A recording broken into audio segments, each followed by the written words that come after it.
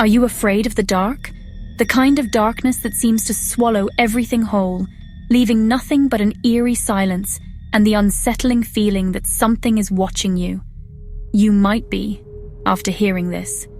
Because sometimes, the darkness holds secrets that are too terrifying to comprehend. I've always been a background character in my own life, blending into the scenery, unnoticed and unremarkable.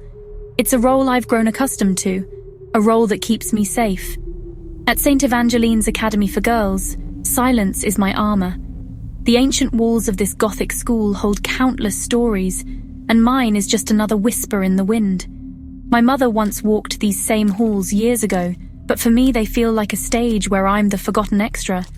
She used to tell me stories of her time here, stories filled with laughter and friendship. But my experience has been different. Being invisible keeps me safe, especially from Azel. In a place where social hierarchies are rigid and unforgiving, staying out of sight is often the best defense. Stunning and cruel, she torments anyone weaker. Azel is the queen bee, the ruler of our small, insular world. Her beauty is matched only by her cruelty, and she wields her power with an iron fist. I've seen her destroy girls like Lisa and Mary, but I stay silent to avoid her wrath. It's a survival tactic, one that many of us have adopted. Speak out, and you become her next target. It was a rainy Thursday at lunch when I saw it. The cafeteria was buzzing with the usual chatter, the sound of rain pattering against the windows creating a soothing backdrop. A shadowy figure in the back corner of the room, its gaze fixed on Azel. It was as if the darkness itself had taken form, watching her with an intensity that sent chills down my spine. I gasped and pointed. "What is that?"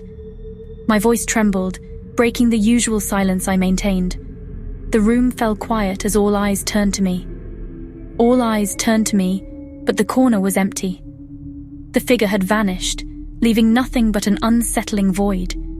Confusion and whispers filled the air, as everyone tried to make sense of what had just happened. Azel's cold voice cut through the silence, mocking me. "Seeing things, are we?" she sneered, her words dripping with disdain. The room erupted in laughter, and I felt my face flush with embarrassment. My stomach dropped. I was no longer invisible. The safety of my anonymity had been shattered, and I could feel the weight of their judgment pressing down on me. That night, I dreamed of the shadow. It loomed over me, its presence suffocating and inescapable. The darkness seemed to whisper secrets, secrets that I was not yet ready to hear. It whispered justice in a haunting hum. The word echoed in my mind, a promise and a threat all at once. I woke up in a cold sweat, the words still ringing in my ears. The next day, Azel wasn't herself. She moved through the halls with a nervous energy, her usual confidence replaced by a palpable fear. Bruises on her arms, and whispers spread that she had seen something terrifying. The rumor mill was in overdrive, each story more outlandish than the last. But the fear in Azel's eyes was real. The shadow appeared more often, not just to Azel, but to me. It was as if it had become a part of my reality, a dark spectre that I could not escape. Its whispers grew louder. Justice comes for all, echoing in my mind. The words were a constant reminder that something was coming, something inevitable and unstoppable. Now I can't stop wondering, is the shadow punishing Azel for her cruelty? Or is it something more sinister? Something that goes beyond our understanding of right and wrong? Or is it something far darker, and why has it chosen me as a witness?